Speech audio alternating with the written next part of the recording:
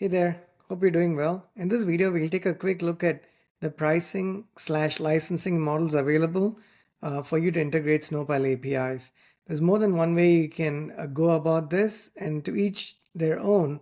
And as we speak to more clients, depending on what they're currently working on building, how big or small they are, what their immediate needs are, what their budget is, there's a variety of those factors that come into play for our clients to pick one of these options that we have available. The reason we have so many options is because we know that not one size does not fit all. So in this video, let's just spend a little bit of time trying to understand some of these options available. If you have further questions, you're always welcome to hit us up. Without further ado, let me share my screen and we'll start drawing something here because, a picture, as they say, is 1,000 words. Okay, let's start here. The first thing you do is you explore the pricing models.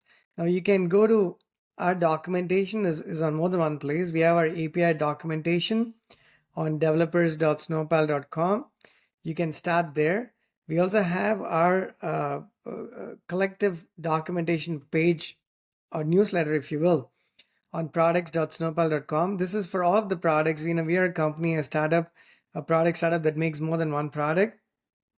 So this actually categorizes that by different products like APIs and education platform and services and whatnot. So you can start in one of these two places. There's more options, but this, at least if you forget everything else, keep developers.snowpal.com and products.snowpal.com in mind.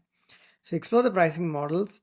If you understand all the options, you're good. If not, just go back. It won't take you much time. And if you need help, let us know and we can help you as well. First thing to do is understand the options. Until you understand, just keep exploring those options. So that's one. Now that, let's say you've gone past it, you have an idea of what those options are. We'll discuss those options and we'll update this diagram as we go. I'm going to switch back and forth to copy some of the snippets that I pre-created. So let me go back. I will have to go back and forth here. I did that in the interest of not having to write the DSL up when I started the recording. So once you understand the options, you go to developers.snowpal.com, or you could also go to products.snowpal.com like I mentioned earlier. API documentation is on more than one place. Different stakeholders like to look at it differently. So we've presented that in more than one way to appease different stakeholders. Okay, so you go there. Now let's actually go to, let me go back and copy the pricing option DSL here. Okay, I'm adding a switch case. We like to write DSL to create diagrams because it's just a little bit more efficient, a lot more efficient actually. And I've done a podcast on this as well. If you haven't seen that, definitely go check that one out. Okay, the first option is you can go to AWS. We support our APIs. Our APIs are provisioned on multiple hubs. You can go to aws.snowpal.com and then check out our APIs on AWS Marketplace. That's, if you're an AWS customer, that's the easiest place to start. If you're a Google Cloud and Azure customer, just let us know and we'll make something like this available for you quite easily. You can go there. After a couple of clicks, you pick the API. Essentially, you go to this.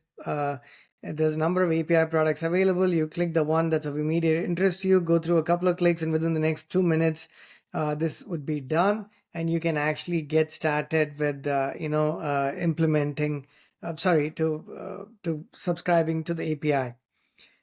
So I said API hub here because there's more than one, but the one I just showed you was AWS Marketplace. Let me see if it lets me.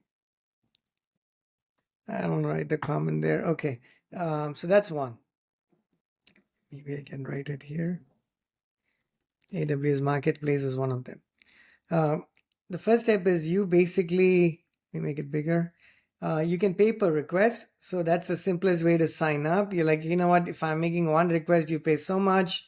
If you make 1,000 requests, just multiply that. It's very straightforward. And if you're building MVPs, and prototyping and a lot of those initial cases, this works beautifully because it's all self-serve, and within the first 15 minutes, if that, you should be able to hit the ground running. Let me make sure I'm still recording. Yep. So paying per request. And what does it entail? You pick the API because there's more than one API.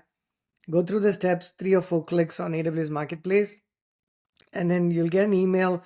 Once you hit submit, you'll get an email within the next 2 minutes or so after you hit submit with the API key and the product code. The product code is because we have more than one API product. The product code denotes which API you've actually subscribed to. The API key is what, it's private to you. Don't share it with anybody. You're going to get billed by the number of requests you make based on usage associated with that API key. Once you do that, you can start implementing. It's as simple as that. That's the first option. Now let's go expand this diagram and include the other licensing / pricing options available. Okay. The next one is also actually it's here, right? It's 2. You pay monthly, so the process is pretty much the same, but you pay monthly or you pay annually. You basically pay by subscription, so to speak. You're not paying per request. There is a certain number of requests allocated per month, and you're like, you know what, let me go with that request as with that plan because I prefer to have that plan. So you're not worried about how many requests you're making. You just purchase the plan. There's more than one plan you can purchase. You buy, say, 10,000 requests a month, or 100,000 requests a month, or 1,000,000 requests a month, and then you pick that particular plan. So that's this second option, which is essentially paying monthly or paying annually. If you pay annually, the price will be slightly lower. We recommend that you purchase it annually, so it's simple. You have to only renew it every year, or you're welcome to purchase it monthly as well if you're more comfortable doing that. That is the second option. Now there is let me go here. As we continue the variations, there is actually, let me actually add one more here before I make some changes.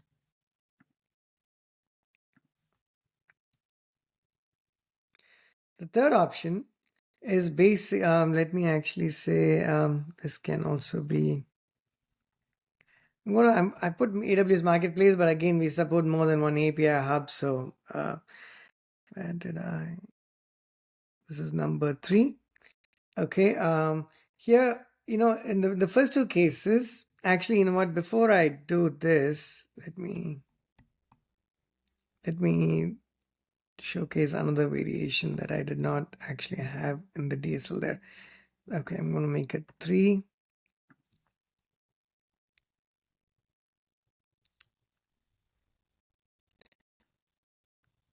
Pay monthly or annually plus usage.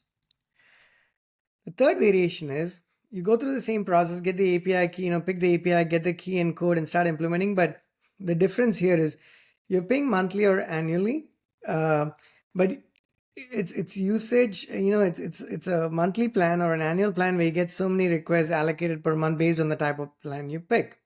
And then it's like a phone plan essentially. But then if you have overages, you'll pay additional for those requests. Now you might have picked 100,000 requests a month plan. You may end up going over that. If you end up going over that consistently, then you may want to upgrade to the next plan, so you save a lot more money. But let's say your average usage is well under that or around there. There's occasionally where, depending on your user and usage of your users, you might go a little bit over that limit. Then you just pay additionally for those for those additional requests. So that's the slight variation. You pay in option 2, you pay monthly, and essentially you have that many requests available to you. With option 3, you have the same number of requests available, but when you actually go over, you're saying I'm willing to pay overages based on predetermined numbers. That's the third variation there. Now let's keep going. Let me go back and copy. In these 3 cases so far, we are a multi-tenant system, so you're using our infrastructure, which is essentially on AWS for the most part. We have some dependencies on other cloud providers, but predominantly we are on AWS. So you'll be on our infrastructure as a multi-tenant system. Your data is going to live separately, and it's obviously secure and whatnot, but we manage that infrastructure. We know that some customers prefer to be able to manage the, oh, you know what? I actually have to get a plan here because I'm running over the nodes. So you know what? Since we have actually seen those, I'm going to not just, yep, I'm just going to put a dot, dot, dot there for the first one. And then I'm going to put a dot, dot, dot here as well. Okay. So the third, now let's focus on number 4. Here, let me replace connecting to the client's database. So we've had customers ask us, hey, we are fine with the request flowing through your infrastructure, but we want the data, even though you have multi-tenancy support and data lives separately, we still want our data to be part of our, to be in our database, in our schema, managed by our DevOps and infrastructure teams. Perfectly understandable. So if you're such a customer, then all that you have to do is basically provide the database connect string to our onboarding team for different environments. You know, if you want a development sandbox, we can make that available to you as well. But let's say in production, you give us a connect string and we connect to your DB and write to it. All that you have to give us is write access so our systems can write to your DB, but the management of the database is entirely up to you. We are a NoSQL system. So any NoSQL database that you are able to provide to us, whether it's Mongo or Cosmos or whatnot, we are happy to connect to those systems. So that's that option, connecting to the client's database. Now let's keep going. Just because I don't want to run out of nodes here, I'm just going to put dot, dot, dot for items that are actually kind of repetitive, right? Okay. Let's keep going because we have more options available. There's at least one more.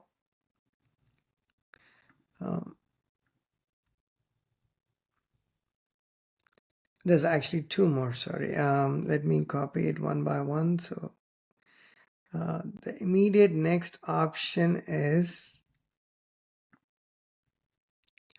okay, let me make it bigger. Okay, this one here. Let me make it 5. Provisioning in client's cloud infrastructure. You could say, hey, we like the functionality, we love the APIs, but we want to be able to run this in our infrastructure because our DevOps team needs to be able to manage it.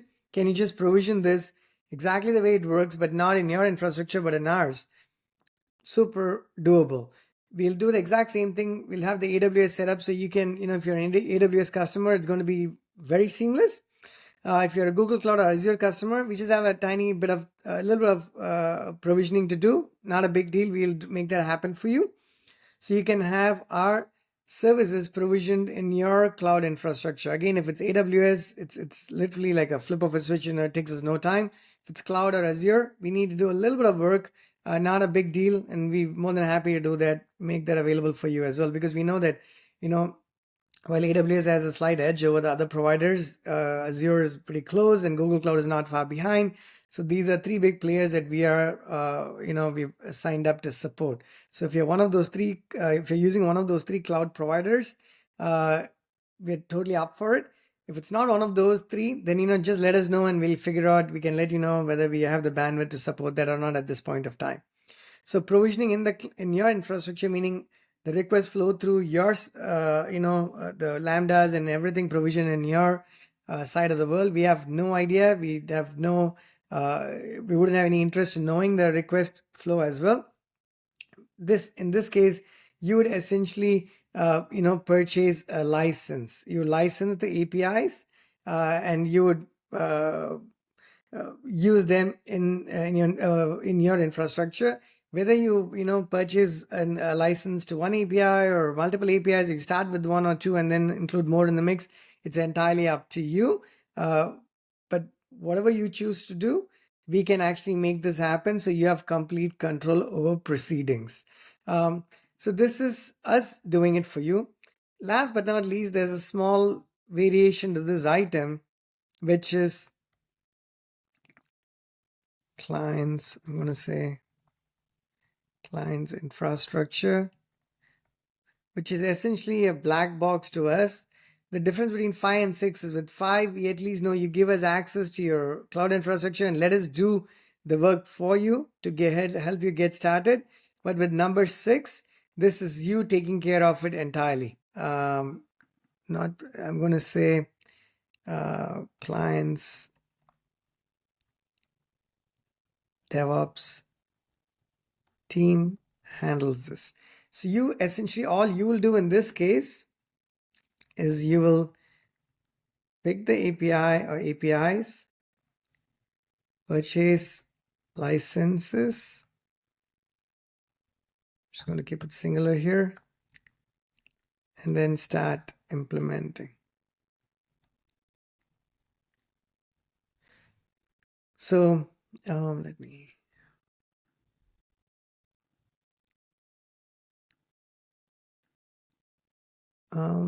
see. It's taking a tiny bit of time for it to render here. Not sure why it does not. Interesting. Oh wait, hang on. I have a typo in my. I forgot to open the.